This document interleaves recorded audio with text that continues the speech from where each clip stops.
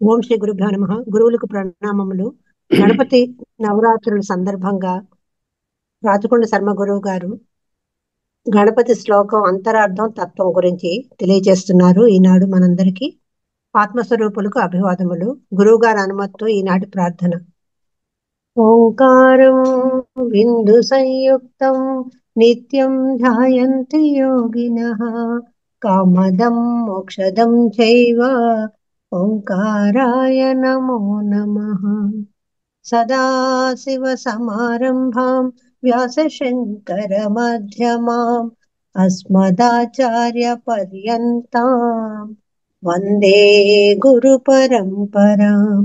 శంకరం శంకరాచార్యం కేశవం బాదరాయణం సూత్రభాష్యకృతౌ వందే భగవంతౌ పునః పునః. ధ్యానమూలం గురోమూర్తిః పూజామూలం గురోత్పదం మంత్రమూలం గురోర్వాక్యం మోక్షమూలం గురో కృప. హరి ఓం. గురువు గారిని ప్రారంభించవలసిందిగా కోరుతున్నాను. As you can see, అందరికీ నమస్కారం. మొదటగా అభివాదములు. హరి ఓం. శ్రీ గురుభ్యో నమః.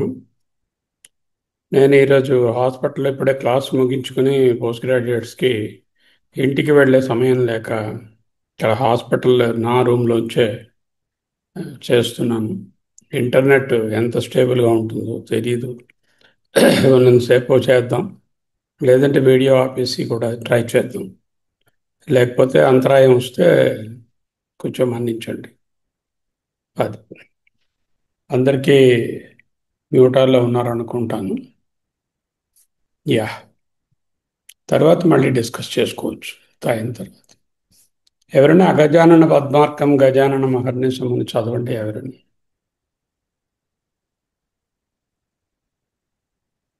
చదవండి అమ్మా. మూల్య, మిమ్మల్ని ఓపెన్ చేయడానికి ఇస్తాను మీకు.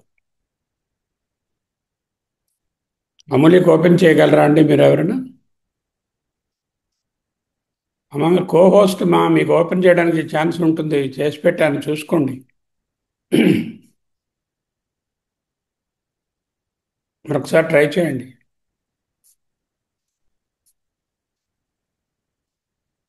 దుర్గాప్రసాద్, మీరు ఏదైనా చేయగలరా? అలాగే సార్. ఏం చేయగలరా మీరు? అమ్మ, అందరికీ చేస్తాను అన్మ్యూట్ చేశానండి. ఎవరైనా ఓపెన్ చేయొచ్చు, ఇప్పుడు పర్వాలేదు. ఓకే, ఇంకెవరైనా మీరు చదవండి అమ్మా. అవి ట్రావెల్లో ఉన్నట్టు, మీరు ఓపెన్ చేయండి ఎవరైనా. సార్ హరి ఓం సార్. నేను చదవనా సార్? మీరు చదవండి. అదే, అగజాననం పద్మార్కం గజానన మహర్నిశం అనేకదంతం భక్తానాం ఏకదంతం ఉపాస్మహే. ఎక్కడ ఆపండి. ఒక తప్పు చదివారు. అగజాననం కాదు, అగజానన పద్మార్కం గజాననం మహర్నిశం అనేకదం తం భక్తానాం ఏకదంతం ఉపాస్మహే. అది పదచ్ఛేదం. ఓకే, అగజానన పద్మార్కం గజాననం అహర్నిశం అనేకదం గ్యాప్ తం భక్తానాం ఏకదంతం ఉపాస్మహే. ఇది కదా శ్లోకం. స్థూలమైన అర్థం చూద్దాం. అగజ, అగము. అగం అంటే అందరూ ఓపెన్ చేయొచ్చు ఎవరన్నా. అగం అంటే నగము. అగము నగము అన్న పర్వతం, అగము అన్న పర్వతం, కదలనిది, అచలము, అగము. ఓకే, అగజ పర్వతము నుంచి పుట్టినటువంటి అమ్మ ఎవరు? పార్వతి. అగజ ఆమె యొక్క ఆననము, ముఖము. పార్వతీదేవి ముఖమునకు పద్మము, ఆమె యొక్క ముఖాన్ని ఒక పద్మం అనుకోండి. పార్వతీదేవి ముఖ పద్మము అగజానన పద్మ. దానికి అర్క సూర్యుడు. పద్మం వికసించాలంటే సూర్యుడు ఉండాలి. ఈ గణేశుడు గారు పిల్లవాడిని చూస్తే తల్లికి ముఖం వికసిస్తుంది. అమ్మవారు పార్వతీదేవి గారు ఈయన యొక్క ముఖాన్ని చూడగానే చాలా ఆనందంగా ముఖాన్ని వికసించింది. తామర ఏ విధంగా, పద్మం ఏ విధంగా సూర్యుని కాంతి కోసం వెయిట్ చేసి వికసిస్తుందో, అదేవిధంగా గణపతి గారి ముఖం చూడగానే అగజ యొక్క, పార్వతీదేవి యొక్క ముఖము చక్కగా వికసించింది. వికసింప చేస్తున్న వాడిని అని ఉంది అక్కడ ద్వితీయ విభక్తిలో. అగజ ఆనన పద్మార్కం అంటే ఎవరైతే పార్వతీ అమ్మ యొక్క ముఖమునకు చక్కటి వికసిత్వాన్ని, వెలుగుని కలిగించేటటువంటి వాడు, అటువంటి వాడిని ఉపాస్మహే. ఏమిటి? ఉపాస్మహే. ఓకే, ఎవరు ఉపాస్మహే? Who is the subject here? Nagaratnam గారు, హూ ఇస్ ద సబ్జెక్ట్? భక్తానాం. భక్తానాం అన్న ద్వితీయలో ఉంది. ఎవరు సబ్జెక్ట్ ఎప్పుడు ద్వితీయలో ఉండదు కదా. గణపతి. అహం ఉపాస్మహే, వయం ఉపాస్మహే, త్వం ఉపాస్మహే. ఓకే, వయం ఉపాస్మహే. వయం ఉపాస్మహే అంటే మేము ఉపాస్మహే అంటే ఉపాసిస్తున్నామని కాదు. ఉపాస్మహే అనే దానికి అర్థం ఏమిటంటే నేను నిన్ను నిరంతరము ధ్యానిస్తున్నాను, పూజిస్తున్నాను, అర్చిస్తున్నాను, జపిస్తున్నాను, ఉపాసిస్తున్నాను, ఇంకా హైయెస్ట్ లెవెల్లో నిధిధ్యాసన చేస్తున్నాను. ఓకే, అహం ఉపాస్మహే హూం అగజానన పద్మార్కం. ఆయన ఎవరు? గజ ఆననం. గజ అంటే ఏనుగు. ఏనుగు ఆననం ముఖం. ఆయన ముఖము ఏనుగు ముఖం ఉన్నది. ఏనుగు ముఖం అంటే ఏమిటి? ఏవో రకరకాల అర్థాలు, పౌరాణిక అర్థాలు. చాలా విస్తీర్ణమైనది, ఎక్కువ జ్ఞాన సంపద కలిగినది, ప్రశస్తమైనది. దిగ్గజములలో ఒకటైనటువంటి గజము. గజం అనగానే ప్రసిద్ధము. అటువంటి ముఖం. ఏదైతేనే మన గణపతి గారికి ఏది పోలిక చెప్పినా ఆయన కన్నా తక్కువే కదా. అంచేత ఆయన ముఖం ఆయనతోనే పోల్చుకుందాం. గజాననుడు బాగానే ఉంది. అగజానన పద్మార్కం గజాననం. ఎప్పుడు పూజించాలి ఆయన్ని? ఉపాసమే వెన్. ఎప్పుడండి ఉపాసిస్తారు? ఉపాసన ఎప్పుడు చేయాలి? ఓంకారం అభిధ్యాయిత. కబ్? ఎవర్? ఎల్లప్పుడు. అదెలా తెలిసింది? అహర్నిశం ఉపాస్మహే. అహహా పగలు, నిశ రాత్రి. అహర్నిశం ఉపాస్మహే. రాత్రి పగలు ఆయనను ఉపాసిస్తాను. రాత్రి పగలంటే మరి పని చేసుకోవద్దా, పడుతోకోవద్దా, అన్నం తినద్దా, పిల్లలకి పాఠాలు చెప్పొద్దా అంటే నిరంతరం మనసులో ఆయన ధ్యానించుకుంటూ ఉంటాను. ఆయన ఏం చేస్తాడు? అనేకదం. దమ్ అంటే దా అనే ధాతువు నుంచి వచ్చింది. దా అంటే టు గివ్, ఇవ్వడం. ఎవరికైనా ఏదో ఇవ్వడానికి దా అంటాం. దానం అనే మాట దాని నుంచి వచ్చింది. దానం, దదతి, దదాతి, దత్త పదాలన్నీ దా నుంచి వచ్చాయి. అంటే దమ్ అంటే ఇచ్చేవాణిని అంటే మళ్ళీ ద్వితీయ విభక్తిలో ఉంది. ఓకే, అగజానన పద్మార్కం గజాననం అనేకదం. అనేకాలు ఇస్తాట. ఏమిటి అనేకాలు? ఏం కావాలంటే మీకు కమల గారు? ఎన్నో లిస్ట్ ఉంది, పెద్ద లిస్ట్ ఉంది. అవన్నీ విఘ్నేశ్వరుడితో కూర్చుని మనం అడగవచ్చు. దుర్గాప్రసాద్ గారు మీకేమిటి కావాలండి?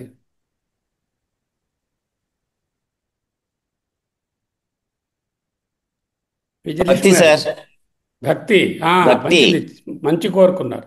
విజయలక్ష్మి గారు మీకేమిటి కావాలి? మీ పాఠాలన్నీ నాకు ఇంకిపోవాలండి. డౌట్ సార్ మంచి బాగా అడిగారు. బాగా చెప్పి ఇంకిపోవాలన్నారు. జీర్ణం అవ్వాలి, ఇంకిపోవాలని కరెక్ట్ అయిన మాట. అంటే మీరు ఏది కోరితే అది ఇస్తారండి ఆయన. ఎందుకు? ఆయన ఎలా ఇవ్వగలరు అవన్నీ? ఆయన సర్వదుడు కనుక అన్నీ ఇచ్చేవాడు కాబట్టి, వరదుడు కాబట్టి, ఆయన దగ్గర లేనిది లేదు కాబట్టి అనేకదం. ఈ అనేకంలో ధర్మ, అర్థ, కామ 3 పురుషార్థాలు ఉన్నాయి. ఇంకా మోక్ష పురుషార్థం అది కూడా అనుకోండి ఇస్తారని. ఇక్కడ అనేకదంలో అది కూడా ఉంది. అనేకదం ఎవరికి ఇస్తాడు? ఎవరికి? భక్తానం ఆ, భక్తానం భక్తులకు. ఇక్కడ భక్తానాం అంటే భక్తుల కొరకు, భక్తులకు అనేకదం. ఆయన ఎవరు? ఏకదంతం. ఆయనకున్నది ఒకటే దంతం. 2 దంతాలు ఉండేవి పాపం, ఒక దంతం సాక్రిఫైస్ చేశారు. ఏమిటి పురాణ కథ దానికి? ఒక 3 కథలు ఉన్నాయి. ఒకటి చెప్పండి, ఒకరు చెప్పండి, తెలిస్తే చెప్పండి. కమలక్క. రాక్షసుని చంపడానికి ఒక దంతాన్ని రాక్షసుడికి ఇచ్చేసారండి. ఒక రాక్షసునితో యుద్ధం చేసినప్పుడు అవసరం వస్తే దంతం పీకేసి ఆ దంతాన్ని విసిరేసి ఆయన చంపేశాడు. ఓకే, బాగుంది. ఒక దంతం మిగిలింది. ఓకే, ఇంకోటి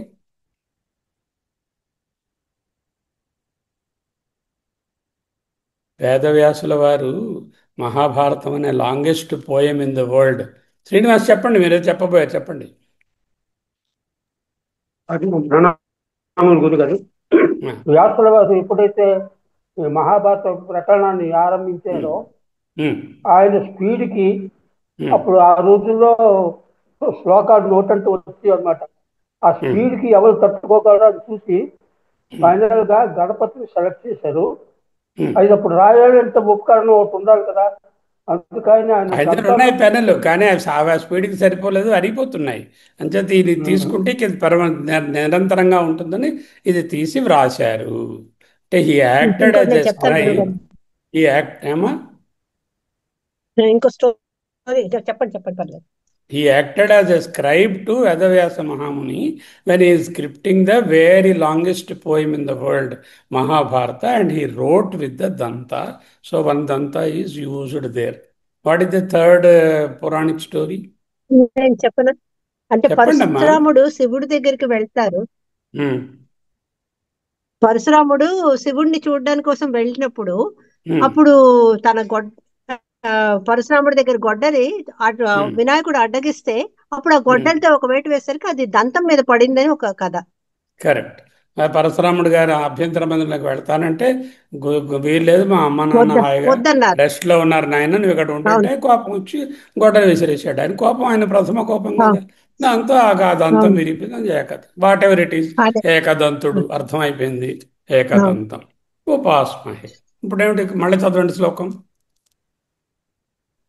చదవండి. అగజానన పద్మార్కం Hmm. గజానన మహర్నిశం Hmm. అనేకదం తం Hmm. ఏకదంతం భక్తానాం ఉపాస్మహే. ఏకదంతం ఉపాస్మహే. భక్తానాం ఏకదంత ఉపాస్మహే. భక్తానాం భక్తుల కొరకు అనేకదం అన్ని ఇచ్చే ఏకదంతం ఒక దంతము కలిగిన వాణిని ద్వితీయ విభక్తి. అగజ అగజ అగజ అనే ఆననమునకు పద్మార్కుడు, ఆనన పద్మమునకు సూర్యుడు అయినటువంటి వాణిని. తర్వాత గజాననం గజమైనటువంటి గజం వంటి ముఖం ఉన్న వాణిని ఏకదంతం ఉపాస్మహే ఆరాధ్యామహే పూజయామహే whatever it is. Okay, ఇది సూపర్ఫిషియల్ గా గణపతి గారిని స్తోత్రం చేస్తున్నట్టుగా ఉన్నటువంటి ఒక ఇది. తప్పేం లేదు, చాలా బాగుంది ఈ శ్లోకం. ఇక్కడ వేదాంత పరంగా చూద్దాం ఏమిటై ఉంటుంది అని. మనం సాధారణంగా ఇష్టం కదా మనకి వేదాంత పరంగా చూడడం. ఓకే, నిక్కచ్చిమైనటువంటి తెలుగులో తాత్విక వ్యాఖ్యానంలో అద్వైత దృష్టిగా చూద్దాం. గా అంటే గమనము. ఎవరండి మిగతా వాళ్ళు మూసేయండి ఒకసారి. సరే, నేనే మూసేస్తాను అందరికీ. మీరు మ్యూట్ చేయండి అందరికీ ఒకసారి. దుర్గా ప్రసాద్ అడిగినప్పుడు ఓపెన్ చేయరు, అడగనప్పుడు ఓపెన్ చేసేస్తూ ఉంటారు.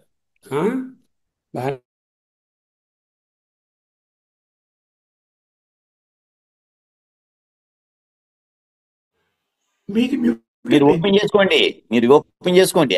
మ్యూట్ ఆల్ చేస్తాను రా మహానుభావ. ఓకే, సరే. అంటే నెగటివ్ సెన్స్, గా అంటే గమనము, జ అంటే పుట్టుక. ప్రపంచంలో ఏమిటున్నాయండి? పుట్టినది, కదిలేది. పుట్టినది కదలకుండా కొన్ని ఉన్నాయి, కదిలేవి కొన్ని. అంటే పుట్టినది కాదు, కట్టినది అగజ, అగ, అగ, అజ. అగ అంటే కదిలేది, కదిలేది కానిది. అజ అంటే పుట్టేది కానిది. అంటే ఏ తత్వం అయితే పుట్టుకలేదో, నా అంచన నా నా నా అన్యత్ కించిన మిషత్, చిన్న చరణం కూడా లేదో అది అగజ. ఓకే. అగజ అనే పదమునకు పరబ్రహ్మము అని అర్థం చేయొచ్చు. మరి పద్మ అన్నారు. పద్మం అంటే ఏమిటి? What is padma? Padma is బ్రహ్మకమలం, సృష్టి కమలం.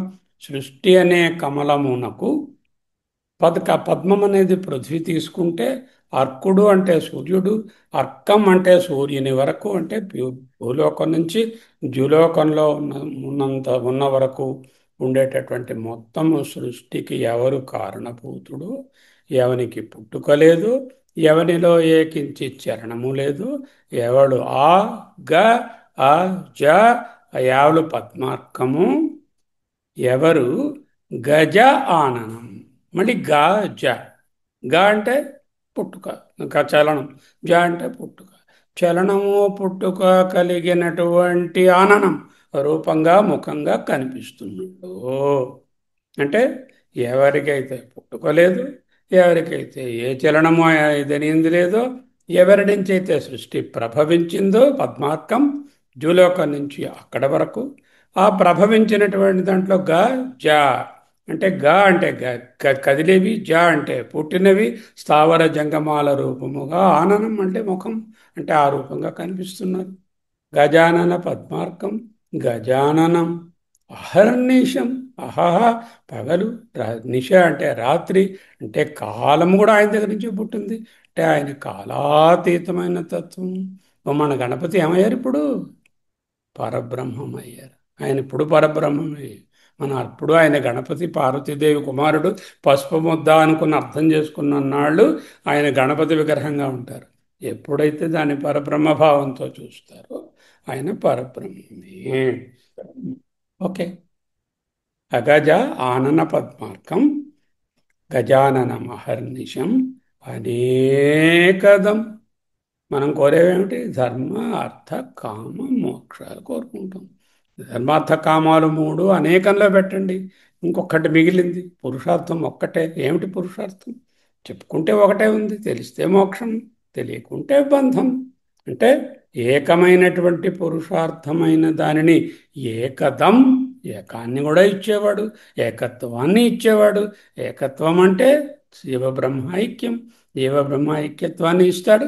లేకపోతే నాకు అనేకమైనవి కావాలంటే అవన్నీ, నువ్వు ప్రొఫెసర్ అవురా, ఇదవురా, అదవురా, డబ్బును వాడు అవరా, చదువుకోరా, బుద్ధిగా ఉండరా, లేకపోతే పిల్లలు పాపలు కలిగి ఉండరు, అనేకమైనవి కూడా ఇవ్వచ్చు.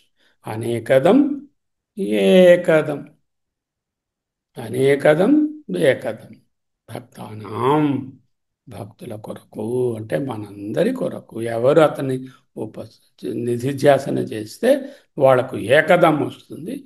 ఎవరు ఉపాసన చేసి పూజ చేసి అర్చన చేస్తే వాళ్లకు అనేకదం వస్తుంది. ఒకే ఓంకారము అటు అపర ఇటు పరబ్రహ్మలను పొందించినట్టు ఒకే గణేశుని యొక్క అర్చన పూజ జపాదులు అపరాన్ని అంటే అనేకాన్ని, లేక పరాన్ని అంటే ఏకాన్ని కూడా ఇస్తాయి. అనేకదం చ భక్తానాం ఏకదం తం అంటే అటువంటి వినాయకుని తం ఉపాస్మహే, ఉపాసిస్తున్నాం. చేశాను సార్, ఓపెన్ అవుతుంది. ఇప్పుడు అయిందండి, ఓపెన్ చెప్పండి, అయింది. హరివం గురువు గారు చెప్పండి. గణపతి వేదాంత పరంగా చూసుకుంటే పుట్టుక లేనివాడు, కదలిక కూడా లేనివాడు, సృష్టి అంతా అతని నుంచే ప్రభవించింది, సృష్టి అంతా కూడా నిండి ఉన్నాడు, పైగా కాలాతీతుడు, పైగా అపరం కావాలంటే అపరం ఇస్తాడు, పరం కావాలంటే పరం ఇస్తాడు, ధర్మార్థ కామాలు ఇస్తాడు, ఏకదం మోక్షం కూడా ఇచ్చేయగలడు. ఇచ్చేస్తాడు. ఉపాసనను బట్టి కోరికలు తీరుస్తాడు. ఫలాపేక్ష లేకుండా ఉపాసన చేస్తే మోక్షం ఇచ్చేస్తాడు. అటువంటి తత్వాన్ని నేను ఉపాస్మహే పూజయామి, ఉపాస్మహే ధ్యానిస్తున్నాను, అర్చిస్తున్నాను, నిధిధ్యాసన చేస్తున్నాను, అదే నేనని తెలుసుకున్నాను. ఎలాగైనా పర్వాలేదు. బ్రహ్మజ్ఞాన విలాసమైనటువంటి ముఖము కలవాడు పద్మార్కం. పద్మం ఈ సంకేతం ఫర్ జ్ఞాన. ఇంకొంచెం డీపర్గా చెప్పాలంటే పద్మార్కం. అర్కం అంటే ప్రకాశం. జ్ఞాన ప్రకాశ రూపమే పద్మార్కం. గజాననం అనగానే అతివ్యాప్తి, సర్వవ్యాప్తి, సర్వశక్తిమంతుడు, స్థిరుడు, మౌనస్వరూపుడు అనేటటువంటి గజాననం అనేది పరబ్రహ్మ లక్షణాలను సూచిస్తుంది. అహర్నిశం అంటే కాలాతీతమైన బ్రహ్మతత్వం చెప్పుకున్నాం. అనేక దంతమనే తీసుకోండి, అనేక దంతం అక్కరకుండా అనేక దంతం అని అనుకోండి. అనేక దంతాలు కలిగినటువంటి అంటే దంతం అక్కడ విశ్వరూపానికి ప్రతీక. మనకు పురుష సూక్తంలో వస్తుంది, ఏకోచ ఉభయదత, ఒక పన్నున్నవి, మల్టిపుల్ రోస్ ఆఫ్ టీత్ ఉన్నవి, 2 రోస్ ఆఫ్ టీత్ ఉన్నవి. ఇప్పుడు క్రోకడైల్ ఉన్నది, దానికి ఎన్ని టీత్ ఉన్నాయి? Infinite number of teeth. అనేక దంతాలు అంటే అనేక రూపాలుగా ఉన్నటువంటి జగత్తుగా మనకు ప్రత్యక్షం అవుతున్నాడు. అంటే భ్రమలో అది జగత్తుగా జాగా ప్రత్యక్షమవుతుంది. భ్రమ తొలగితే జాగా లేనిది అని తెలుస్తుంది.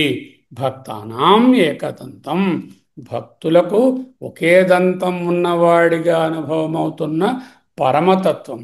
అంటే అనేకదం, ఏకదం, దంత అనే రూపమని తీసుకుంటే ఒక్క రూపంగానే ఉన్నాడు. అంటే నిరూపంగా ఉన్నాడు, అరూపంగా ఉన్నాడు, ఏకత్వంగా ఉన్నాడు. ఏకమేవా ద్వయం బ్రహ్మ నేహ నానాస్తి కించన. సజాతీయ విజాతీయ స్వగత భేదరహితమైన ఏకత్వమే ఏకదంతం ఉపాస్మహే. ఇటువంటి యథార్థ జ్ఞానానికి ఆధారమైనటువంటి నిధిధ్యాసను యథార్థ దృష్టితో దర్శిస్తాను.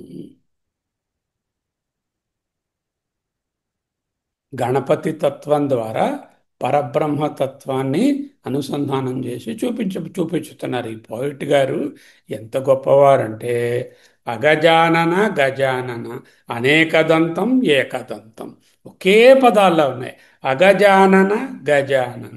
అగజానన అంటే పార్వతీదేవిని, గజానుడు అంటే ఆమె కుమారుడు గణేశుడని ఒక అర్థాన్ని తెచ్చుకోవచ్చు. అలాగే అనేకదంతం ఏకదంతం అనే దగ్గర విరుపును బట్టి అనేకదంతం ఏకదంతం అన్నా, అనేకదంతం అన్నా, ఏకదంతం అన్నా ఎలాగైనా విరుచుకునేటట్టు పదాలను అత్యద్భుతంగా పేర్చారు. ఎవరు కవి తెలియదు. No one knows who has created this poem. We have no idea who has created this particular ప్రార్థనా శ్లోకం. అనేక దంతత్వం అంటే వ్యాప్తి రూపంగా కనిపిస్తున్నటువంటి జగత్తు. భక్తులు ఏం చేయాలి? ఆ అనేకత్వాన్ని చూస్తారు. చాలామంది 99 మంది అనేకత్వాన్నే చూస్తారు. ఆ అనేకత్వంలోంచి కూడా ఏకత్వాన్ని సాధించుకోవచ్చు. చేత గణపతి భక్తుల దృష్టికి గణపతి తత్వము ఏకదంతం అని తెలుసుకోవాలి. అంటే ఏకరూపం అని తెలుసుకోవాలి. ఈ విధంగా పరబ్రహ్మతత్వమైన గణపతిని రూపాంతరితమైన భక్తులు జ్ఞాన మార్గాన్ని, వివేకాన్ని కూడా కలిగి అద్వైత తాత్విక దృష్టితో అర్థం చేసుకోవచ్చు. గజానన పద్మార్కం గజానన మహర్నిశం అనేకదంతం భక్తానాం ఏకదంతం ఉపాస్మహే. అది ఎవరికైనా సందేహాలు ఉన్నాయా? సార్ ఇందులో అహం కలుపుకోవాలా?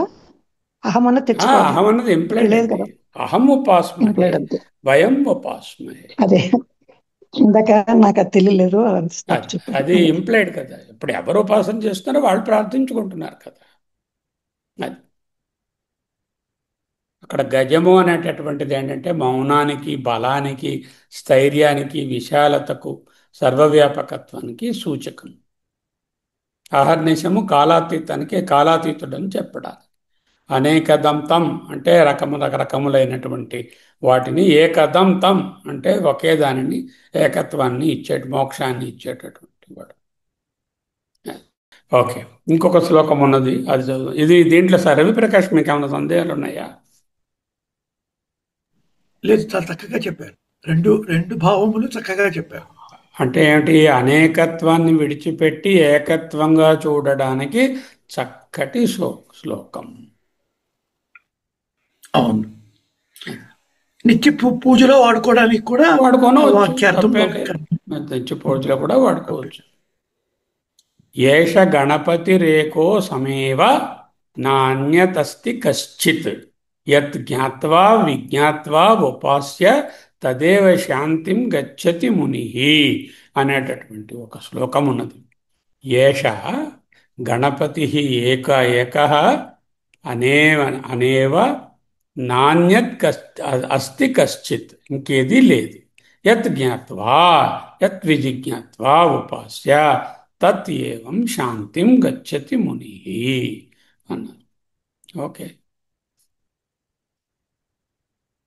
శ్వేతాస్వర ఉపనిషత్తులో ఇంకొంచెం లోతుగా వెళ్ళొచ్చు. ఇదే శ్లోకాన్ని ఇంకా లోతుగా వెళ్ళొచ్చు. ఎలా వెళ్ళొచ్చు అంటే, అగజ అంటే హిమవంతుని కుమార్తె అయినటువంటి పార్వతీదేవి. ఉపనిషత్తుల ప్రకారంగా పార్వతీదేవి మాయ యొక్క ప్రతీక. ఓకే, గణేశుడు పురాణ కథలో ఆమె తనయుడు.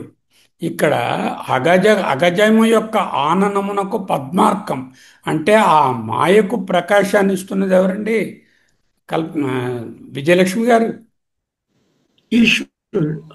మాయకు ప్రకాశాన్ని ఇస్తున్నాం ఆయన. అంటే మాయతో చేరితే పరబ్రహ్మం, మాయతో చేరితే ఈశ్వరుడు అవుతాడు. ఈశ్వరుడు కావడానికి ముందు ప్రకాశ రూపము కదా, ఆ ప్రకాశ రూపము గజం.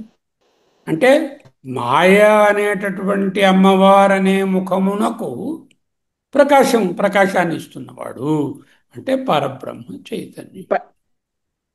అప్పుడు ఇంకొంచెం లోతుగా వెళ్ళాం. అంటే అప్పుడు ఏం చేసాము? అగజ అనేది అగజగానే తీసుకున్నాం, పార్వతిగానే తీసుకున్నాం, మాయ అని చెప్పు. ఈ మాయని ప్రకాశింపజేస్తున్న తత్వమైనటువంటి ఆ పరబ్రహ్మ చైతన్యాన్ని, అంటే మాయ పరబ్రహ్మ చైతన్యం ఉంటేనే కదా మాయ సృష్టి చేయగలదు. అలా చెప్పుకొని మాయాంతు ప్రకృతిం విద్ధి మాయనంతు మహేశ్వరం. ఆ ప్రకృతి మాయ, ఈయన మాయకు అధిపతి చైతన్య స్వరూపుడు చెప్పుకోవచ్చు. అంటే మాయాశక్తిని ఆశ్రయించిన బ్రహ్మతత్వం. మాయాశక్తి అంటే అవిద్య అని, అనేకత్వంగా కనిపిస్తుందని బ్రహ్మస్వరూపుడైనటువంటి గణపతి ఇక్కడ తనయుడు అనకుండా బ్రహ్మతత్వమే మాయకు అధిష్టానంగా విస్తరించింది అని చెప్పుకున్నాం. పద్మార్కం అంటే ఇందాకలాగే జ్ఞాన ప్రకాశ స్వరూపం. పద్మం అంటే ప్రకృతి యొక్క వికాసము, అర్కం అంటే సూర్యప్రకాశం. గణపతి యొక్క తేజస్సు జ్ఞాన స్వరూపం. ఉపనిషత్ ఆధారం ఏమిటి? తమేవ భాంతం అనుభాతి సర్వం తస్య భాషా సర్వమిదం విభాతి. సర్వమిదం ఏమండి ఏమండి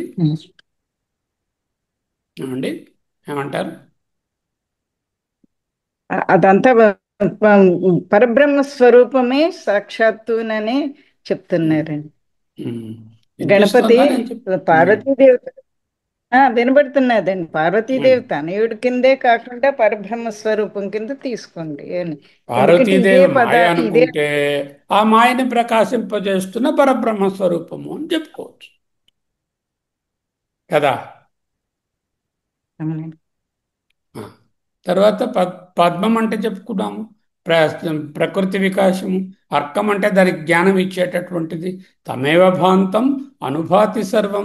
ఏ కాంతిలో సర్వము ప్రకాశిస్తుందో ఆ కాంతియే ఇది. అర్కం అంటే జ్ఞాన ప్రకాశం చెప్పుకున్నాము.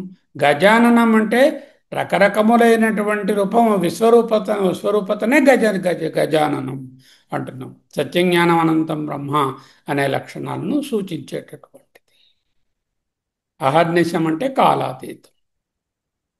భక్తానాం ఏకదం తం, ఒకదాన్ని ఇచ్చేటటువంటి వాడు. ఆ ఒకటి ఏమిటి? అద్వైత బ్రహ్మము. సరే, ఇంకొక శ్లోకం ఉంది, ఇది మీకు తెలుస్తుంది. టైం ఉందా? ఇంకానా ఉంది? గణానాం త్వాం గణపతికిం హవామహే. చదవండి మీరు. దుర్గాప్రసాద్ మీకు బాగా వచ్చింది ఈ శ్లోకం. దుర్గాప్రసాద్ ఉన్నారా? నేను చదవను గురుగారు. ఉన్నాను సార్. చదవండి. గణానాం త్వాం మీకు వచ్చు కదా, బాగా చదవండి. గణానాం త్వా గణపతిం హవామహే కవిం కవీనాముపమస్త్రమస్తమం జ్యేష్ఠరాజం బ్రహ్మణాన్ బ్రహ్మణస్పత ఆనశృణ్వన్నోతిభిः సీదసాదనం. ఓం శ్రీ మహాగణాధిపతయే నమః. ఈ ప్రార్థన మనం గణపతి గారు, ఈశ్వరుడు గారు, పార్వతమ్మ గారు అనే పురాణ గాథ రావడానికి చాలా ముందే ఋగ్వేదంలో వస్తుంది. ముందు ఋగ్వేదంలో 2వ మండలంలో, I'll give you the reference. The number also is there, but the number is not very important. Nonetheless, we have to see where from that it has come. Okay? So, ఇక్కడ ఇది కూడా చాలా సూపర్ అయిన మంత్రం. గణపతి గారిని సూచిస్తోంది స్థూలంగా, వాచ్యార్థంగా, శబ్దార్థంగా పరతత్వాన్ని సూచిస్తోంది. ఇందాకడ శ్లోకంలాగే. ఏమిటి ఇక్కడ వెర్బ్ ఏమిటి? హవామహే. హవామహే. హవామహే అంటే ఏమిటండి? విజయలక్ష్మి గారు, కమల గారు, నాగరత్నం గారు. ఇందాక వచ్చింది మన ఉపాస్మహేలాగే హవామహే అర్థం హవామహే అంటే చేసుకుంటాం. ఆహ్వానిస్తున్నాము. We welcome. హవామహే ఆహ్వానిస్తున్నాం. ఎవరు ఆహ్వానిస్తున్నాం? మనమే ఆహ్వానిస్తున్నాం. ఓకే? ఎందుకు ఆహ్వానిస్తున్నాము? నహ శృణ్వన్. నహ మమ్ములను, శృణ్వన్ వినుట కొరకు. మా ప్రార్థనలు వినడానికి నిన్ను ఆహ్వానిస్తున్నామయ్యా స్వామి. బాగుంది కదా? ఎక్కడికా ఆహ్వానిస్తున్నాం? పార్కుకా? ఇంటికా? ఎక్కడికి ఆహ్వానిస్తున్నాము? సాధనం. సాధనం అంటే సదనం. రక్షణ. సదనం. సదనం అంటే ఇల్లు. సదనం. సాధనం అంటే సదనం నుంచి వచ్చింది సాధనం. ఓకే? సాధనం హవామహే. నా యొక్క సదనమునకు ఆహ్వానిస్తున్నాను. ఓకే? ఏమిటి ఆ సదనం అయి ఉంటుంది? ఏమిటై ఉంటుంది ఆ సదనం? ఇదిగో ఈ హృదయ సదనమునకు నా ప్రార్థనలను వినుట కొరకు శృణ్వన్ ఊతిభిః అనుంది. శృణ్వన్ ఊతిభిః సీద సాధనం. శృణ్వన్ నహ మా యొక్క ఊతిభిః కోర్కెలను అని అర్థం. కోర్కెలంటే ప్రార్థనలు. మా యొక్క ప్రార్థనలను శృణ్వన్ వినుట కొరకై సాధనం ఇంటికి, హృదయపీఠంపైకి హవామహే పిలుస్తున్నాము, ఆహ్వానిస్తున్నాము. ఎవరిని? త్వాం నిన్ను. త్వా అని ఉంది. త్వా అనేది విడగొట్టింది. త్వా అన్న త్వాం అన్న ద్వితీయ విభక్తి. త్వం అనేదాన్ని ద్వితీయ విభక్తి. త్వాం అంటే నిన్ను. ఓ మహానుభావ, నిన్ను. ఎవరా నిన్ను? ఎవరు? గణానాం గణపతి. గణానాం అంటే ఏ విభక్తిలో ఉంది గణానాం? గణములలో గణముల యందు. గణముల యందు గణపతిం. గణపతి అయిన వాణి. గణాలు ఏమిటి? గణాలు ఏమిటి? గణాలు చంద్రగణం, ఇంద్రగణం, లేకపోతే సూర్యగణం, అది ఈ గణం ఉత్పలమాలికలో వాడే గణాలు కాదు కదా. ఇవే గణాలు అయి ఉంటాయి. ప్రపంచంలో ఉండేటటువంటి తత్వగణాలు ఏవేంటున్నాయో, ఆ పృథివీ, వాయువు, జలము, ఆకాశము, సూర్యుడు, చంద్రుడు, నక్షత్రాలు, వరుణుడు, ఇంద్రుడు, ఏ ఏ దేవతాశక్తులు చెప్తున్నారో వాళ్ళు, వాళ్ళ వెనకాలన్న గ్రూప్స్, అవన్నీ కలిపితే గణానం. వాటన్నిటికీ పతి ఎవరు? గణపతి. అంటే ఈ పరబ్రహ్మ. అంటే గణానాం గణపతిం, గణముల యందు గణపతి. ఏ ఏ గణములు ఉన్నాయో వాటి అన్నిటికీ పతి అంటే వాటిని పాలించి పోషించి రక్షించి కల్పించి వర్ధన చేసి చేసేవాడు ఎవరు? అతను గణపతి, పరబ్రహ్మమే. మన గణపతి అనుకున్నా ఏం తప్పేమీ లేదు. ఈ గణపతి గారే ఆ గణపతి గారు, దేనికి వ్యత్యాసం చెప్పకూడదు. గణానాం త్వాం గణపతిం హవామహే. వి వెల్కమ్ యూ సాధనం to our residence, to my heart, to listen to my prayers. శృణ్వన్ పూతిభిః సాధనం గణపతిం. హూ ఈజ్ ది గణానాం గణపతిం త్వాం హవామహే. అంతే. ఈ వీటన్నిటికీ గణపతి అంతే నాయన. ఇంకేమైనా ఉందా? కవిం కవీనాం. కవీనాం అంటే ఎందులో ఉంది? కవీనాం ఇది కూడా సప్తమే భక్తి. కవులయందు. కౌలయందు కవులయందు కవిం. కౌలయందు కవులయందు కవి అయిన వాణిని. కవులంటే ఎవరు? పోతన గారు, మామూలు కథలు రాసేవాళ్ళు కవులు అనుకుంటాం మనం. కవి అన్నదానికి క్రాంతదర్శి అని అర్థం. కవి అంటే క్రాంతదర్శి.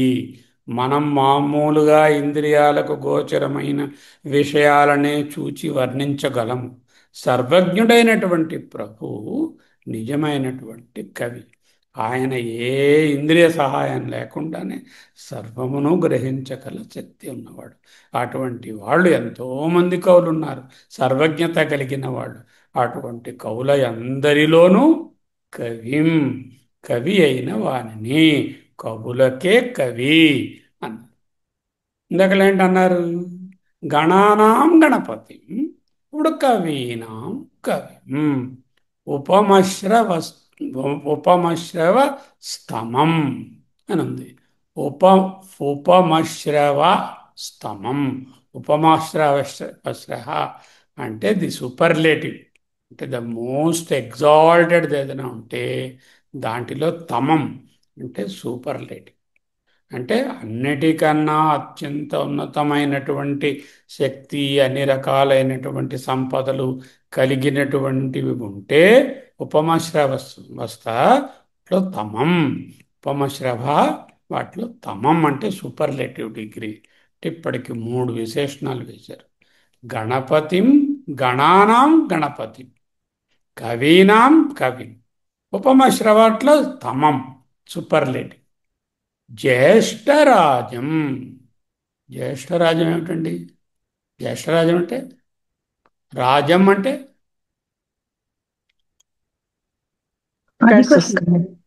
అధిపతి అంటారు. రాజు అధిపతి. రాజం అధిపతి కాదండి. రాజు రాజం అంటే అంటే ప్రభువుని కాదు. రాజతే ఇది రాజ, ప్రకాశిస్తున్నదాన్ని రాజ అంటారు. రాజా అనే పదమునకు వృ అనేటటువంటి ధాతువు నుంచి వచ్చింది. రాజా అంటే ప్రకాశం. రాజం ప్రకాశముని, ప్రకాశ స్వరూపుని. ఎటువంటి ప్రకాశం? జ్యేష్ఠరాజం. అంటే అందరికన్నా మొట్టమొదట ఏ ప్రకాశం ఉందో, దేని నుంచి అన్ని ప్రకాశాలు వచ్చి అది జ్యేష్ఠరాజం. అంటే జ్యేష్ఠరాజం అంటే ప్రకాశములకే ప్రకాశమైనటువంటి, సర్వప్రకాశమైనటువంటి. అర్థమైందా? గణానాం గణపతిం, కవీనాం కవిం, ఉపమశ్రవ తమం, రాజం జ్యేష్టం, జ్యేష్ఠరాజం. రాజు ప్రకాశిస్తున్న వాటిలోకి జ్యేష్టం. జ్యేష్టం అంటే శ్రేష్టం అని అర్థం. జ్యేష్ఠ శబ్దానికి మొదటివాడు, జ్యేష్ఠపుత్రుడు, నేనేదో ముందు పుట్ట, అలా కాదు. జ్యేష్టం ఈజ్ ఈక్వల్ టు శ్రేష్ఠ. ఓకే. బ్రహ్మణాం బ్రహ్మణస్పత. బ్రహ్మణస్పత బ్రహ్మణం. బ్రహ్మణం అంటే ఎవరై ఉంటారు? బ్రాహ్మణులని చెప్పకూడదు అర్థం. బ్రహ్మణం అంటే బ్రహ్మ విద్య యందు నిష్ణాతులై నిష్ట కలిగిన వాళ్ళు బ్రహ్మణం. అంటే ఏమై ఉండొచ్చు? అయితే బ్రహ్మ విద్య తెలిసిన వాళ్ళని అయి ఉండొచ్చు, లేకపోతే బ్రహ్మ విద్య అయి ఉండొచ్చు. బ్రహ్మణం అనే దానికి 2 అర్థాలు చెప్పుకోవచ్చు. ఒకటి బ్రహ్మ విద్య నిష్ణాతులు అవ్వచ్చు, లేకపోతే బ్రహ్మ విద్యయే ఉపనిషత్తు విద్యయే అయి ఉండొచ్చు. దానికి బ్రహ్మణస్పత అంటే అటువంటి బ్రహ్మణములకు, అంటే మీకు తెలుసుగా వేదంలో కూడా బ్రాహ్మణము అరణ్యకం అని ఉంటుంది కదా, ఆ బ్రహ్మణములకు అంటే ఆ యొక్క వేదములకు పతి, అంటే మళ్ళీ గణపతిలాగే అదొక పతి. ఎవరి దాంట్లో బ్రహ్మణస్పతయే బ్రహ్మణం. అంటే ఏ ఏ వేదాలు ఉన్నాయో వాటన్నిటిలో ఉత్తమమైనటువంటి మీనింగ్స్ అన్నిటికీ ఆధారభూతమైన వాడు. నహ మమ్ములను శృణ్వన్ వినుటకై, ఊతిభి మా ప్రార్థనలను వినుటకై సాధనం చక్కగా రావయ్యా మహానుభావ, గణానాం త్వాం గణపతి హవామే. అంటే మామూలుగా ఏమిటి, గణాల యజమానుడవైనటువంటి నిన్ను మేము ఆహ్వానించుచున్నాము. గణాలంటే ఏమిటి, ప్రమథ గణాలు, కవీనాం ఉపమశ్రవస్తవం, కవిల్లో అత్యుత్తమైన కవివి. ఉపమశ్రవస్తం అంటే కీర్తిలో అందరికన్నా ఎక్కువైన వాడివి. జ్యేష్ఠరాజం బ్రహ్మణం బ్రహ్మణస్పతి, బ్రహ్మజ్ఞానులందరికన్నా నాయకుడు అయిన నిన్ను. ఆ నహ శృణ్వన్ ఊతిభి సీత సాధనం. ఆ నహ అంటే మా ప్రార్థనలను, శృణ్వన్ అంటే ఆలకించి, ఊతిభి అంటే కోరికలను తీర్చడానికి, సాధనం అంటే మా యజ్ఞస్థలమునకు, మా హృదయం అని చెప్పుకోవచ్చు. యజ్ఞస్థలాన్ని సాధనం అంటారు. సదనం అంటే ఇల్లుగా, సాధనం అంటే యజ్ఞవాటిక. అక్కడ సీదా ఆశీర్వచనములతో వచ్చి కూర్చును. అది ఈ ఋగ్వేద మంత్రము మహత్తర ప్రశస్తనీయమైనటువంటి శ్లోకాలలో ఒకటి. ప్రధానంగా గణపతిని ప్రార్థించే మంత్రమై ఉన్నదేని అనిపిస్తున్నది, కానీ ఋగ్వేదం నాటికి మన గణపతి గారు ఇంకా రాలేదు ఎగ్జిస్టెన్స్లోకి. పార్వతీదేవి, గణపతి, ఈశ్వరుడు పురాణ కథలు. కాబట్టి ఇక్కడ గణానాం గణపతి అంటే పరబ్రహ్మ. శబ్దార్థం కాక తాత్వికార్థం ఏమిటి? గణ అంటే జగద్విశేష వికారముల సముదాయమే గణము. గణపతి అంటే ఈ జగద్విశేష వికారములకు, సకల క్షేత్రములకు పతి. అంచేత క్షేత్రజ్ఞుడే అవుతుంది. అద్వైతంలో జగత్తు నామరూపాత్మకంగా ఉంటుంది, కానీ అది మాయాకల్పితమై తత్వస్వరూపంగా అంతా బ్రహ్మయే. ఈ క్షేత్రమంతా కూడా బ్రహ్మమయమే, సర్వం బ్రహ్మమయం. అంతేగాక అన్ని గణాలకు అధిపతి, అంటే అన్ని గుణాలకు, గుణగణాలకు అన్నిటికీ కూడా ఆయనే అధిపతి. అన్ని తత్వాలకు మూలమై ఉన్నటువంటి అసలు గణపతి సాక్షాత్ పరబ్రహ్మస్వరూపమే. కవీనాం, అద్వైతంలో కవి అంటే సర్వతంత్ర స్వతంత్ర ద్రష్ట, క్రాంతదర్శి. అంటే ఏ ఉపకరణాలు లేకుండానే దర్శించగలిగినటువంటి వాడు. అబ్సల్యూట్ కాన్షియస్నెస్, అబ్సల్యూట్ జ్ఞాన, వాటిలో పరమ కవి. ఏకవి కూడా అయినటువంటి పరబ్రహ్మయ్య అయి ఉంటాడు. శ్రేష్ఠుడు. శ్రవస్తమం, శ్రవ అంటే శ్రవణీయుడైన వాళ్ళలో శ్రేష్ఠుడు. శ్రవస్తమం, శ్రవస్తమం. ఉపమించడానికి ఎవరైనా శ్రవణీయులైన వాళ్ళు ఉంటే ఉపమ శ్రవ.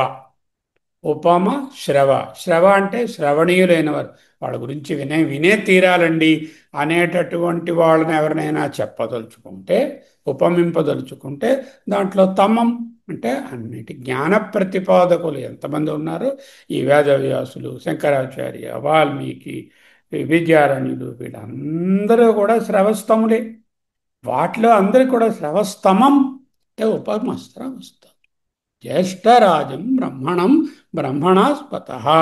బ్రహ్మణ అంటే బ్రహ్మ విద్యలో నిష్ణాతులు అని చెప్పవచ్చు, లేకపోతే బ్రహ్మ విద్యయే అని చెప్పవచ్చు. దానికి పత అంటే పతి. ఆ నహ శృణ్వన్ ఊతిభి సీత సాధనం. ఉపాసకాత్మ భావంతో పరబ్రహ్మము మనలో ప్రత్యక్షమై మన హృదయ సింహాసనమునందు వెలసియుండునుగాక అని ప్రార్థన. ఉపాసన ద్వారా నిశ్చలమైన మనోనివృత్తి కలిగి, నిర్మలమైన నిశ్చలమైన మనస్సు కలిగితే, దాని ద్వారా నిత్యాసన చేస్తే బ్రహ్మ సాక్షాత్కారం కలుగుతుంది. ఊతి అంటే కోర్క అని సాధారణమైన అర్థమున్నా, ఊతి అంటే ప్రబోధనము అని అర్థం కూడా ఉన్నది. ఊతిభిహి అంటే మా యొక్క జ్ఞాన ఉద్గారము, ఈ జ్ఞానం ద్వారానే బ్రహ్మ సీదతే అంటే ప్రతిష్ఠించినది. ఎక్కడ? సాధనం, సదనమునందు. సీద అంటే ఆసీద, ఆసీ అనే పదం తెలుసు కదా మీకు. ఆసీత్ అని నుంచి ఆసీద కూర్చొని ఉండునుగాక, ప్రతిష్ఠింపబడి ఉండునుగాక, నిలిచి ఉండునుగాక. ఎక్కడ? సాధనం, సదనం, హృదయ సదనం. అర్థమైంది సార్, చాలా బాగుంది. ఇన్నాళ్ళు అసలు ఈ అర్థమే తెలియదు నాకు, అసలు ఇప్పుడు తెలిసింది. చాలా బాగుంది. ఇప్పుడు చదవండి మరొకసారి ఆ శ్లోకాన్ని. శ్లోకం నాకు పూర్తిగా రాదు సార్ చెప్పాలంటే. ఎవరు వచ్చిన వాళ్ళు చదవండి. ఇప్పుడు వచ్చిన వాళ్ళు ఎవరు చదువుతారు? గణనాం త్వా గణపతిగుం హవామహే కవిం కవీనాముపమశ్రవస్తమం జ్యేష్ఠరాజం బ్రహ్మణాం బ్రహ్మణస్పత ఆనశృణ్వన్నోతిభిः సీదసాదనం. ఓం శ్రీ మహాగణాధిపతయే నమః. వెరీ గుడ్, బాగా చదివారు. ఇప్పుడు ఏంటి? సెంటెన్స్గా చెప్తాను చూడండి. హవామహే పిలుస్తున్నాం, ఆహ్వానిస్తున్నాం. ఎక్కడికి? సాధనం అంటే ఇంటికి, హృదయం అనే స్థానంలోకి. సీదా అంటే ప్రతిష్టగా అక్కడ ఉండడానికి, ఆ సీదా అన్నమాట, కూర్చోడానికి, అక్కడ ఉండడానికి. ఊరికి వచ్చి కూర్చుంటాడా?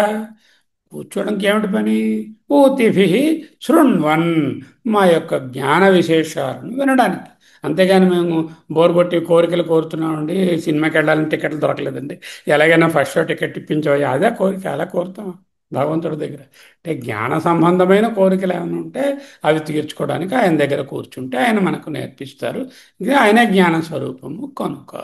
అప్పుడు ఏమిటైంది? అప్పుడు అటువంటి ఆయన ఎవరు?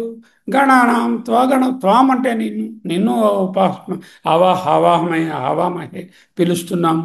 ఎవరిని? గణానాం గణపతి అంటే గణముల యందు గణపతి ఎవరో అతను, కవుల యందు కవి ఎవరో కవీనాం కవిం, ఉపమ శ్రవ తమం. ఉపమించుటకు. ఎవరిని ఉపమించాలి? శ్రవ అంటే ఎవరిని వినాలో, ఎవరి కీర్తిని వినాలో అటువంటి వాళ్ళను ఉపమించే దాంట్లో స్తమం అంటే సూపర్లేటివ్. జ్యేష్ఠరాజం అంటే ప్రకాశించే వాటన్నిటికీ కూడా ప్రకాశాన్ని నీవే ఇస్తూ, తమేవ భాంతం అనుభాతి సర్వం తస్య భాష సర్వమిదం విభాతి అనేటటువంటి ప్రకాశ స్వరూపము అయినటువంటి శ్రేష్ఠరాజమే జ్యేష్ఠరాజం. బ్రహ్మణాం బ్రహ్మణస్పత బ్రహ్మ విధులకు పతి, లేకపోతే బ్రహ్మ విధులు పఠించేటటువంటి వేద మంత్రములకు పతి, ఎలాగని చెప్పవచ్చు. ఆనహ శృణ్వన్ ఊతిభి సీద సాధన. ఇది 2వ మండలంలో 23వ అధ్యాయంలో 1వ శ్లోకంగా కనపడుతోంది. ఋగ్వేద సంహితలు. వేదంలో ఏంటుంటాయి? సంహిత ఉంటుంది, బ్రాహ్మణం ఉంటుంది, ఆరణ్యకం ఉంటుంది, ఉపనిషత్తు. ఇందులో సంహిత భాగంలో 223:1 అనే దగ్గర కనబడుతున్నది. కాబట్టి ఇది ఖచ్చితంగా మనము పురాణికగా చెప్పుకున్నటువంటి ప్రార్థనల కన్నా అతీతమైనదనే చెప్పవలసి వచ్చింది. ఇది బృహస్పతి ఉపాసనదిలో చెప్పారు. ఇది ఎక్కడుంది సంహితలో? ఈ 2వ మండలం ఏం చెప్తుంది? బృహస్పతి ఉపాసన. బృహస్పతి అంటే ఏమిటి? అంటే బుద్ధికే పతి, బృహత్పతి అంటే పతులకే పతి, అంటే పరబ్రహ్మమే. మళ్ళీ ఆ పరబ్రహ్మ ఉపాసనకు సంబంధమైన మంత్రంలో వస్తుంది. తాత్విక గణ అంటే సమూహాలు, ఏవో మామూలు భౌతిక గణాలని కాదు, జగత్తులో ఉన్న సకల తత్వస్వరూపాల సమాహారము. మనకున్నటువంటి ముఖ్యమైన గణాలు ఏమిటి? ఇంద్రియాలు, మనస్సు, వాసనలు, గుణాలు, ప్రాణాలు, సృష్టిలోని పంచభూతాలు, ఇవన్నీ గణాలే. ఈ గణాలన్నిటికీ పతి. సృష్టి అనేది బ్రహ్మ యొక్క మాయాశక్తి ద్వారా వస్తుంది అని మనకు తెలుస్తుంది కదా. కవి అంటే ద్రష్ట, ఋషి అన్నా కవి అన్నా ఒకటే అర్థం. ఋషి అంటే దర్శించిన వాడు, కవి అంటే క్రాంతదర్శి. అంటే ఏ విధమైనటువంటి ఉపకరణాలు, భౌతిక ఉపకరణాలు ఉపయోగించకుండానే జగత్తు యొక్క తత్వస్వరూపాన్ని ఒక అంచనా వేసి విషన్ చేయగలిగినటువంటి వారు కవి. అటువంటి కవులలో కవీనాం కవి. కవీనాం అంటే మాయారహిత దృష్టితో జగత్తుని తత్వంగా దర్శించిన వారు కవులు. మాయా సహిత జగత్తును కాదు, మాయారహిత దృష్టితో జగత్తును దర్శిస్తున్న వారు కవులు.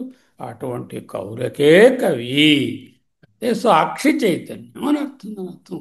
ద్రష్ట, శ్రోత, మంత, విజ్ఞాత అంత ఇతడే. ఇతడు శ్రేష్ఠుడే కాదు, అత్యంత శ్రేష్ఠుడు. ఉపమశ్రవ తమః అంటే నిత్య శుద్ధ బుద్ధ ముక్త స్వరూపుడు. సీద సాధనం, ఆసీద సదనం. ఆసీద తిష్ట వేసుకుని ఉండవయ్యా, హృదయంలో ఉండవయ్యా. అద్వైత దృష్టిలో పరబ్రహ్మం ఎక్కడికి వెళ్ళినా దొరకదు, హృదయంలోనే ఉంది. యహైవాంత శరీరే సౌమ్య టూ ప్రశ్నోపనిషత్తులో బోధించారు కదా. మమ హృదయే అని అర్థం, అంతకన్నా ఇంకేం లేదు. హరి ఓం. చాలా చక్కగా బోధించారు. స్థూల అర్థమే కాకుండా సూక్ష్మ అర్థం ఎలా చూడాలి. స్థూలమైన ప్రేయర్లో కూడా అత్యంత ఉన్నతమైన భావమే ఉన్నది, అందులో ఏం లేదు. ఈ గణపతి గారే ఆ గణపతి గారు, అది అది ఇన్ని ఉండవు కదా ఋగ్వేదంలో. అవును, ఆ విధంగా చూచుటయే ఒక చాలా గొప్ప అవకాశం. నెంబర్ ఎంత చెప్పారండి ఋగ్వేదంలో? ఇప్పుడే చెప్పాను కదా మీకు, 23 అనుకుంటాను. 223. 2 అంటే రెండవ మండలం అండి, మండలాలు అంటారు వాటిని. మన అక్కడ ఉన్న చాప్టర్స్ని. గురుగారు మీటింగ్లో ఉన్నాను. రెండవ మండలం 23వ భాగం 1వ మంత్రం 223:1. చాలా బాగుంది, చాలా బాగుంది. రెండు పరబ్రహ్మ ప్రార్థనలే.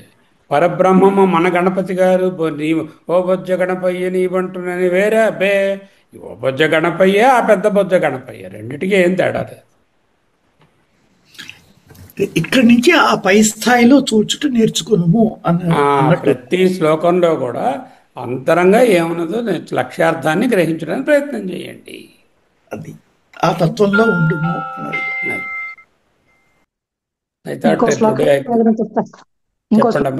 చెప్తారా సార్? మొన్న అందరికీ చెప్పాం కదా, సంస్కృత క్లాసులో విన్నాను కదా. ఆపదాం ఇంకో శ్లోకాన్ని, దాతారం సర్వ సంపదాం లోకాభిరామం శ్రీరామ భూయో భూయో నమామ్యహం. ఓకే, ఆపదలను అపహర్తారం అంటే హర్త అంటే దొంగిలించాడు, అపహర్త అంటే తొలగించాడు. అప అనే ఉపసర్గ చేరిస్తే హర్తకి అపహర్త అంటే తొలగించేవాడు. హర్తారం అంటే ద్వితీయ విభక్తి. అటు ఆపదలను తొలగించు వానిని. ఆపదాం అపహర్తారం. తర్వాత ఏంటి? సర్వసంపదాం దాతారం. సర్వసంపదాం సర్వము అన్ని సంపదలను ఇచ్చేటటువంటి దాతారం ఇచ్చేటటువంటి. ఇక్కడ ద్వితీయాలో లేదు, సంపదాం అని ఉంది. సంపదాం సంపదల యందు వాటిని ఇచ్చేవాడు అని. దాతారం సర్వసంపదాం అభిరామం మామూలుగా అందంగా ఉన్నవాడు, అన్నిటిలో రమిస్తున్నవాడు అభిరాముడు. లోకాభిరామం లోకములే ఆయన తలగా క్రీడా స్థలాలు, రమించేటటువంటి స్థలాలు. లోకాభిరామం ఆయన ఎవరు? శ్రీరామం. అటువంటి శ్రీరామ రూపంలో ఉన్నటువంటి ఈయనను భూయో భూయ మళ్ళీ మళ్ళీ పునః అంటే నిత్యం నమామి. ఎవరు? అహం నేను, నమామ్యహం.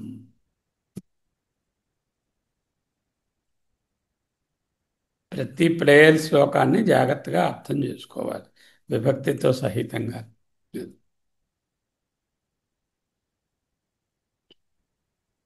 ముందు సెంటెన్స్గా చెప్పుకోవాలి. అహం నమామి, అహం కిస్కో నమామి, రామం నమామి, రామునికి నమస్కరిస్తున్నాను. ఎటువంటి రాముని? లోకాభిరామం రామం నమామి. లోకాలన్నిటికీ అభిరాముడైనటువంటి, లోకములన్నిటిలో ఉన్న తత్వం ఆ రామతత్వమే. అటువంటి రాముని, అటువంటి రాముడైతే లోకాల్లో ఉంటే నాకేం లాభం? దాతారం సర్వసంపదం, అన్ని మంచి సంపదలు నాకు ఇచ్చేవాడు.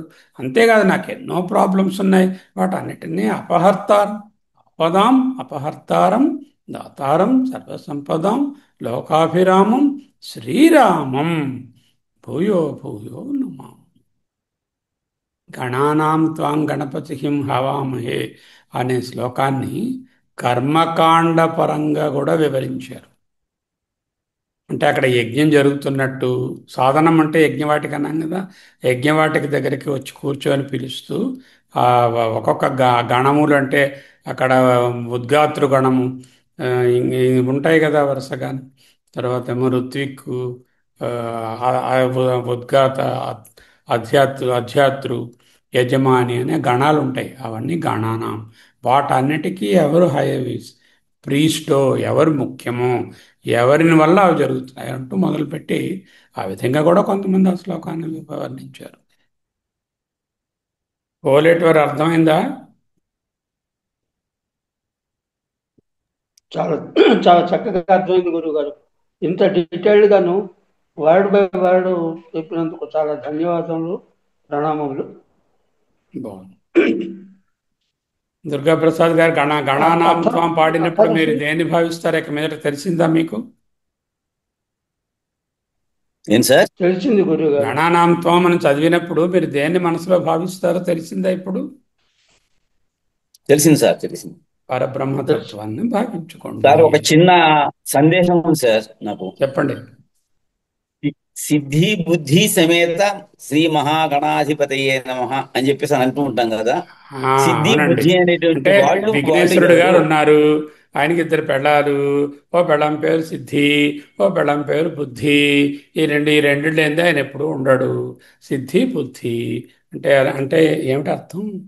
సిద్ధి అంటే ఏమిటి? సిద్ధత్వం, ఉండడం, ఉనికి. బుద్ధి అంటే చిత్, సచ్చిత్ రూపమే ఆయనని చెప్పడం. సిద్ధి అంటే సత్, బుద్ధి అంటే చిత్. సిద్ధి బుద్ధి ఆయన భార్యలు. అంటే బుద్ధి బాగా ప్రజ్వలంగా ఉన్నట్లయితే కనుక ఆ బుద్ధి ద్వారా మనకి అన్ని రకాలైనటువంటివి సిద్ధిస్తాయి అని అర్థం. ఇన్ టోటల్ మామూలుగా లౌకికంగా బుద్ధి ద్వారా అన్ని సిద్ధులు పొందు అనే అర్థంలో సిద్ధి బుద్ధి చెప్పుకోవచ్చు. సిద్ధి బుద్ధి అంటే ఆయన తత్వం ఏమిటి? సత్ చిత్. ఆ తత్వమే సిద్ధి బుద్ధి అని భార్యలు అని చెప్తున్నాం. ఇంకేం అంటే మహావిష్ణువుకు లక్ష్మీదేవి భార్య అని చెప్తే, ఈ మహాదేవ విష్ణువుకు లక్ష్మీదేవి భార్య అని చెప్తే, లక్ష్మి అంటే విభూతి, సంపద. సకల సంపద అంటే సకల సృష్టి శ్రీ మహాదేవి వక్షం మీదే ఉంది. అంటే శ్రీ మహావిష్ణువులో నుంచే వచ్చింది అని చెప్పడం. అంతకన్నా మరి ఇప్పుడు రాబోయే సౌందర్యలయ శ్లోకంలో వాళ్ళు స్కందుడు, తర్వాత మన గణపతి ఇద్దరు కూడా ఆ జన్మ బ్రహ్మచారులుగా ఉన్నారని వర్ణిస్తారు. మరి వాళ్ళకి పెళ్ళి ఎలా చేస్తాం? సిద్ధి బుద్ధి అని పెళ్ళాలని ఎలా పెడతాం? ఏమ్మ కమలమ్మ? అవన్నీ పౌరాణిక కల్పనలు గురువు గారు. మనం తాత్వికంగా జ్ఞాన దృష్టితో చూస్తే అదంతా కూడా మనం అన్వయం చేసుకుని, అది అంటే పురాణాలు ఎందుకు కల్పించాయి? తత్వార్థం దగ్గరికి వెళతారని చిన్న చిన్న కథల ద్వారా నేర్పిస్తే ఈజీగా అర్థమవుతుందని ఒక మూర్తిని కల్పించి, ఆ మూర్తికి ఏదో సంసారం కల్పించి, ఆ పక్కన భార్య, ఈ కొడుకులను పెట్టి దాని ద్వారా ఒక కథ చెప్తామని మనకి బోధిస్తే, ఆ కథ మీదే కూర్చుని గణేశుడికి కుమారస్వామికి ఒక ఫైటింగ్ అని పెట్టేసి రకరకాలైనటువంటి కథలు నల్లుతాం మనం. ఏమండి విజయలక్ష్మి, ఏమంటారు? అలాగే శక్తి స్వరూపం అని ఉంటుంది కదా, విష్ణువుకైనా పరమేశ్వరుడికైనా పరబ్రహ్మకైనా తనలోని శక్తి. దీన్నే భార్యలు అని చెప్పేస్తాం పురాణాల్లో. ఎందుకంటే మనకి బోధపడాలి కదా, సామాన్యులకి ఈ శక్తి అంతర్గతంగా ఉంది, తన శక్తినే స్వమాయ, ఆత్మానం ఇవన్నీ బోధపడవు కనుక భార్యతో కలిసి చేసాడు, ఈ ఆ, పనులన్నీ ఈ సృష్టి చేసాడు, అందరినీను దయ ఆ, అనేది శక్తి ఉంటది, ఆ దయతో మన అందరిని బాగా చూస్తాడు భగవంతుడు ఆ. అని ఆ శక్తినేమో అమ్మవారి కింద అవును. భార్య కింద శక్తి రూపము ఇలాగా. మాయ, మాయ అంటే భార్య. అది పర్వాలేదు, తప్పలేదు. అందుకని అందుకని పురాణాలు మనకు అందరికి ఇష్టంగా ముందు నోటికి రుచించాలి భోజనం, ఎలాగో అలాగేను ఇవన్నీ మనకి చెవులకి ఇంపుగా ఉంటే మనకు కొంచెం వినాలని మనకు ఆతృత అనిపించడానికి ఇంత కలగాలి బాగా దాని మీద. కథలు అది బాగుంది. కథలు చాలా బాగా పురాణాలు రాయబడ్డాయి, కథలు రాయబడ్డాయి. అవి ఎవరు రాశారు? అవి ఆ వేదవ్యాసులే. ఎవరైతే అది ఆత్మతత్వాన్ని, బ్రహ్మసూత్రాలను వ్రాసి మనకి ఇచ్చారో ఆ మహానుభావుడే ఆ పురాణాలు రాశారు కదా. ఆ సరే, ఆయన వేరే మహాన్ విషయం ఎందుకు రాస్తారు? వేరేది రాయరు, ఇదే రాస్తారు. మనలో ఇన్ని రకాలు అంతర్గత భేదాలు ఇవన్నీ ఉన్నాయి కనుక ఉంటాయి కదా, అందరూ ఒకే అధికారి దృష్టితో భేదాలు ఉంటాయి. చూడలేదు కనుక అందుకని అన్ని అధి రకాలు రాసి పెట్టారు. అధికారి భేదత్వాన్ని బట్టి ఎవరికి ఏది కావాలంటే ఆ లెవెల్ వాళ్ళు అది అందుకుంటారు, అంతే రాశారు. వేటిని త్రోసిపుచ్చనక్కర్లేదు, వాటిని సమర్థించుకుంటూనే పరతత్వాన్ని తెలుసుకోవచ్చు. అది కమలమ్మ గారు, 2 శ్లోకాలు అర్థమయ్యాయా క్లియర్గా? చాలా బాగా ఉంది. సరే, రేపు మాండూక్యం అనుకుంటా కదా, శనివారం. సౌందర్యం ఆదివారం చెప్పుకుంటాం, ఆదివారం అందరూ జాయిన్ అవ్వండి. మానేయకండి ఆదివారం కదా అని. మనం శుక్రవారం లక్షవారం సెలవు ఇచ్చాం, బుధవారం కూడా సెలవు ఇచ్చాం. నాకు నిన్న వేరే పనులు ఉండడం వల్ల అమ్మగారిని దర్శించి చెప్పడానికి అవ్వలేదు. అమ్మనే ఆదివారం నాడు చూసుకుందాం, ఎండ్ చేసుకుందాం అమ్మ. మీ అనుమతి. ఓం సహనావవతు సహనౌ భునక్తు సహ వీర్యం కరవావహై తేజస్వినావధీతమస్తు మా విద్విషావహై. ఓం శాంతి శాంతి శాంతి. హరి ఓం.